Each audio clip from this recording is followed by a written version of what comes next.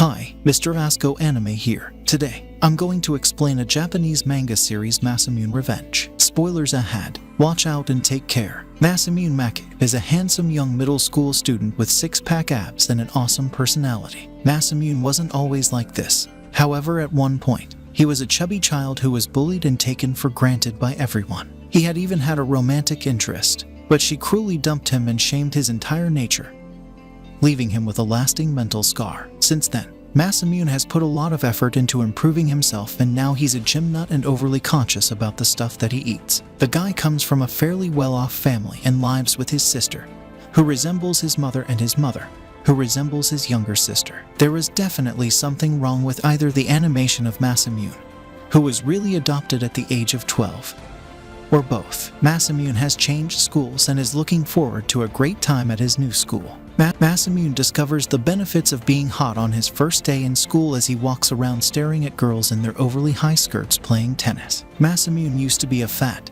ugly child, but now that he was attractive, everything changed. People behaved better around him, even when he made mistakes like swooning over teenage girls wearing short skirts. As soon as he steps foot inside the school, he sees Shija Yamada, the most popular student, suffer a public humiliation. The arrogant senior publicly confesses to Aki Adagaki, the sexiest girl in school, but is rejected in front of everyone. It seems that being rejected by Aki right away makes a popular guy basic. Masamune dismisses this obvious cause for concern about the school and reports to his class, where he soon becomes friends with T. Futaba, the class representative, and Kaja Shuri, another odd character who claims to be a male but doesn't behave or appear like one. Just as Masamune is becoming acquainted with his new friends, the girl from earlier, Aki, enters the room and wants to know who sent her the love letter. It was really provided by Akio Tane, a different classmate who was once a chubby child like Masamune.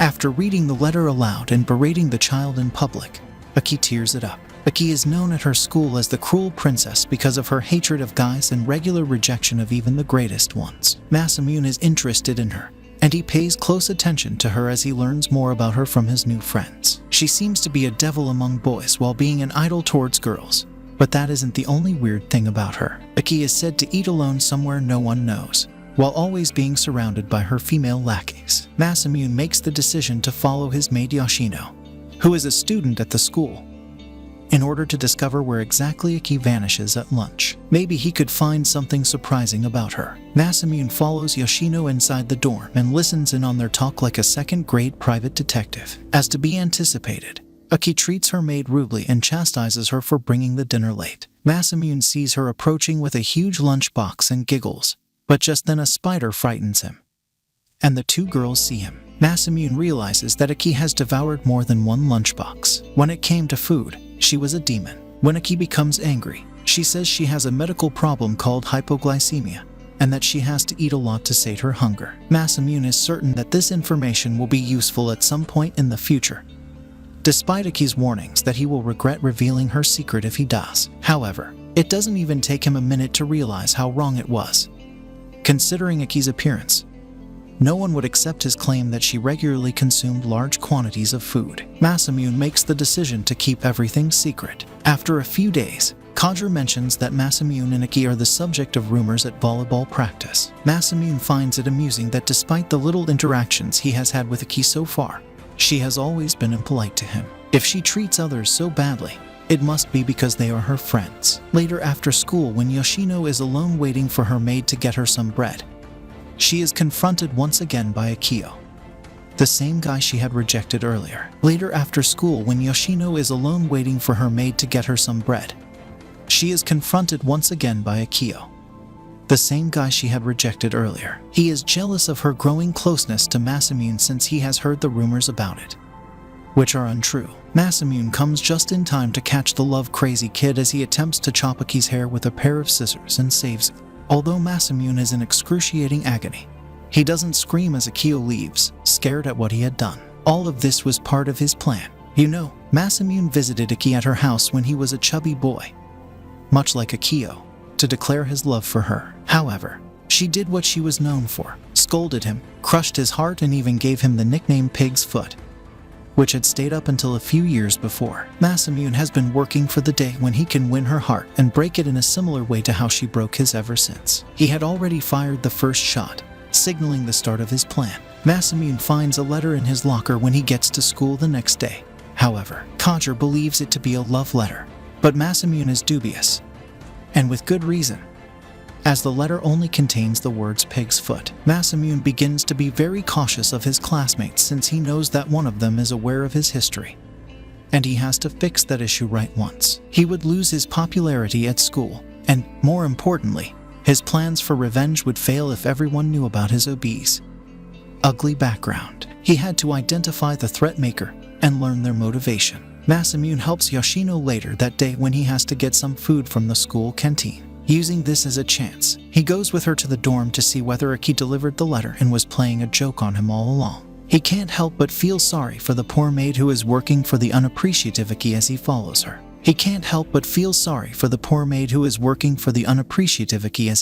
her. As soon as he enters the room, he understands Aki would never engage in such a base act as blackmail. Instead, she would have undoubtedly used the information to organize an extravagant event to humiliate him in front of the whole school. He delivers a great statement from one of the romance comic novels after establishing that Aki was unknown to any of his background, leaving her breathless. Masamune gets caught in a snare trap that was shockingly put up by Yoshino as he makes his way back to class. The girl wasn't a poor damsel in distress, she was the villain. She is the one who hid the letter in Masamune's locker and nicknames him Pigfoot. He is freed by Yoshino, who says that her family has served the Adagaki family for many years. Masamune also notices that she is in the photo of him and Aki from when they were younger. Frustrated that his plans fell through so fast, Yoshino shockingly agrees to assist Masamune in carrying out his revenge plan. Despite the generous offer, Masamune rejects it. He is determined to carry out his revenge plan alone since it was his idea. Later, Masamune helps clean the school's windows after school as a volunteer for the school's beautification club. T approaches him while he is at work and offers a movie date. Masamune momentarily smiles and gives gratitude to his lucky stars for working out for 8 years to become as gorgeous as he was.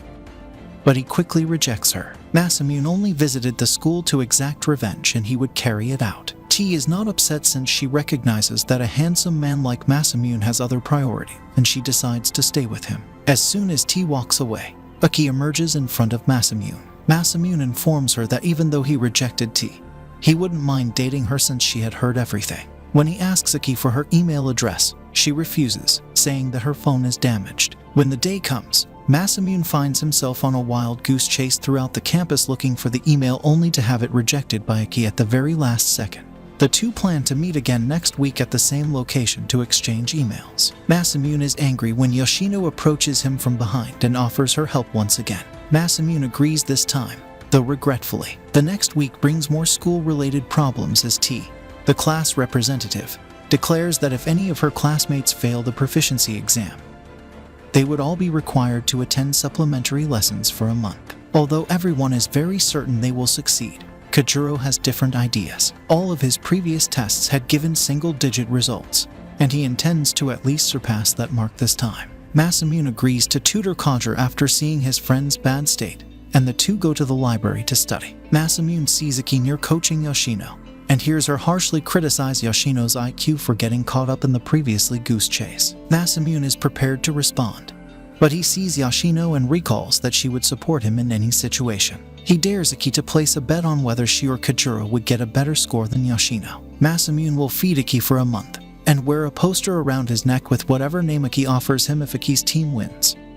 And if Masamune's team wins, Aki must go on a date with Masamune. The bet is placed and both teams start getting ready for the test. The first few days Masamune takes it chill as he knows that Yoshino would surely help him win, but he soon receives a phone call from Yoshino, who tells him that she won't be able to help him with the wager. The first few days Masamune takes it chill as he knows that Yoshino would surely help him win, but he soon receives a phone call from Yoshino, who tells him that she won't be able to help him with the wager. Yoshino offers Masamune a black iced coffee from the vending machine when they run into one another at school. It almost seems as if she already knows they will win and tells him that all of his study is useless. Masamune, who has a good sense of self, chooses to ignore her and go to class instead. However, His stomach begins to act up just as he picks up his pen to begin the test. He is reminded of Yoshino's advice that nothing he did would matter. Masamune thinks she drugged him, so as soon as he completes the exam, he confronts her. However, when he does, he finds that Aki was missing due to a fever, meaning that he had already won, which was what Yoshino had originally intended. The boxed lunch he had brought from home had caused the stomachache. Later, Masamune meets Aki for a date at the railway station as agreed upon in the bet. She makes a fool of herself by dressing up as a cosplayer and follows to some strange rules about what to wear for a first date. The two then go to a theater to see a film that, perhaps, only Morbius can outperform in terms of audience appeal. I'm speaking about zombies that experience deep love. Come on. When they are eating at a restaurant later, a little girl eventually approaches Aki and informs her of her weird costume. Embarrassed, Aki goes to get some new clothes in a store nearby and lets out a yelp in anger at herself. Masamune runs to check on her, but when she accidentally catches sight of Aki wearing just her underwear, she knocks him out. When Masamune wakes up, he finds himself on Aki's lap and just for a moment starts falling in love with her again. However, he steadies himself and then tells himself that Yoshino probably did this because she wanted to support his plan.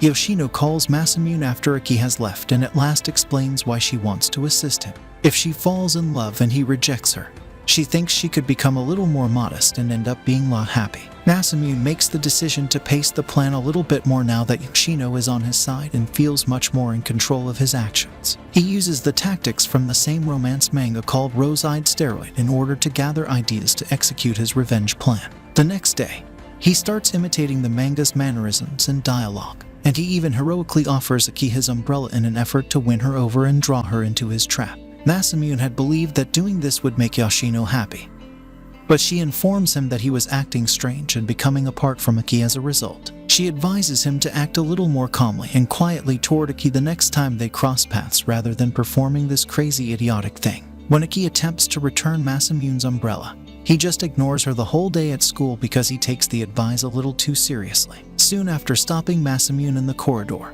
she becomes angry and tries to question him about why she is being ignored. He admits that he ignored her on purpose because he likes her. He shouts everything and bolts when she asks him for his favorite thing about her in order to seek out additional advice from Yoshino. In the playground, Yoshino declines to offer Masamune advice since he would always mismanage it. Masamune sends Aki a love letter and tells her that he doesn't need Yoshino's help. But the cruel princess torn up the letter in front of him and threw it away, calling him a selfish jerk. She really thought Masamune was a playboy attempting to juggle two girls at once since she had heard him chat to Yoshino earlier about some plan. At the playground, Yoshino runs into Aki and explains the mistake. Masamune only needed guidance on how to approach her and make an impression. She realizes that her mistress was upset and realizes that Aki also loved Masamune. Later, when Aki walks back home thinking and rethinking her emotions, she crosses an intersection and is almost hit by an approaching car. Masamune saves her from the danger just in time. As Aki smiles and prepares to finally express her thoughts to him,